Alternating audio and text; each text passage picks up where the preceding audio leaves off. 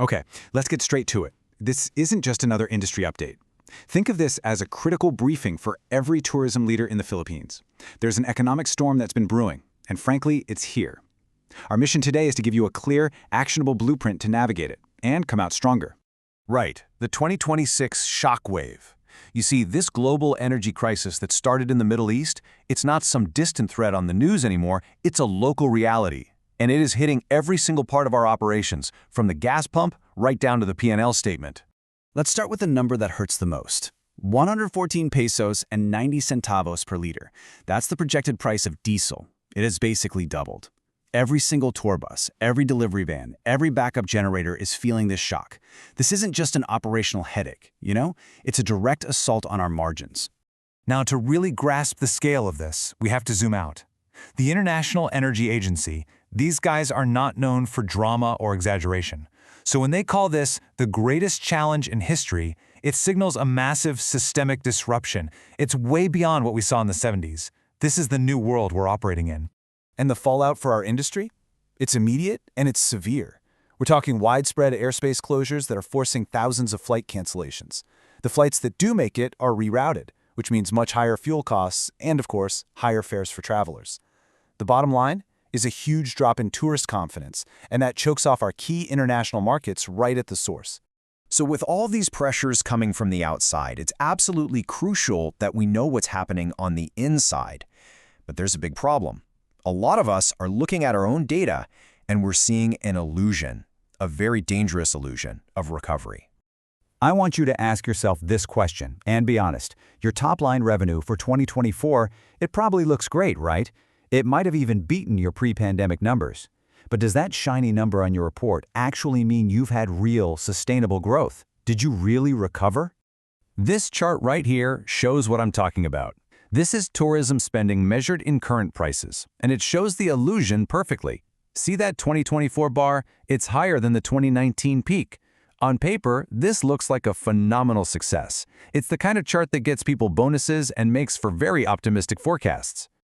But this is the reality. When we strip out inflation, when we look at the data in constant 2018 prices, a totally different picture comes into focus. The real economic activity, the actual number of rooms and tours you sold, it hasn't even gotten back to the 2019 peak. That gap you see between the two charts, that is the nominal illusion. So let's be blunt. Rising prices are pumping up our revenue figures, and they're hiding a very real performance gap. We're often selling fewer rooms, fewer tours, fewer meals, but we're just charging more for them. Relying on this nominal growth, well, it's like trying to navigate a hurricane with a broken compass. So what do? How do we fight back? We start by building a fortress. We have to fortify our business by focusing on our most resilient market, our domestic travelers, and then get really smart about targeting specific international segments. And our first big opportunity actually comes from a place you might not expect. The government's mandated 4-day workweek to save energy. We can't see this as a burden. It's a strategic gift. It creates a brand new market of employees with 3-day weekends. This gives us a massive opportunity to capture hyperlocal staycation spending. We have to pivot our marketing and our products to go after this captive audience.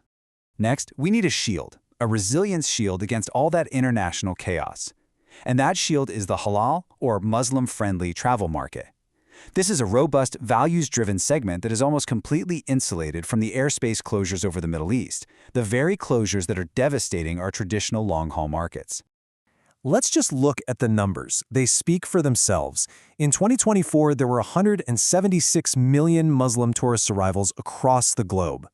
And by 2030, that number is projected to explode to 245 million. You see, this isn't some tiny niche market. This is a demographic megatrend. And by then, this market's global spending is expected to hit $230 billion. The economic case here is just undeniable. And the Philippines is already getting noticed as a Muslim-friendly destination. Now is the time to double down on that. Okay, so a strong strategy is one thing, but you need capital to actually make it happen. In an economy this tight, how in the world do we fund the kind of transformation we need to adapt and to thrive? Well, the government has actually stepped in with a pretty critical financial lifeline. It's called the Turismo Ascenso Loan Program. It's a joint project between the Department of Tourism and the DTI, and it's designed specifically to get affordable capital into the hands of tourism MSMEs. Now this is more than just a loan, it's a strategic pathway. The mission here is clear. You secure this low-interest capital not just to stay afloat, but to transform your business. You invest it in digitalization. You use that tech to elevate your guest experience. This is how we close that performance gap and start achieving real inflation-adjusted growth. And if you look at the program's official objectives, they confirm this whole forward-thinking approach. It's designed for product development, business expansion, and building capacity, which are exactly the investments we need to make to compete in this new reality. All right, let's bring this all together. We've talked about the reality of the shockwave, the illusion that's hiding in our data, and the strategic pivots that are available to us. This all creates a very clear mandate for action. The Altitude Blueprint really boils down to 3 crystal-clear directives. First, recalibrate your data. You have to look past the top-line revenue to understand your real performance. Second, fortify your domestic base and hedge with resilient niche markets like halal travel. And third, capitalize on the funding that's available to drive a meaningful transformation. So, I'll leave you with one final question to think about. The world has fundamentally changed. Our cost structures, travel patterns, guest expectations, everything is different. So, are you running your business on 2019 logic in a 2026 economy? Your answer to that question is what will determine your future.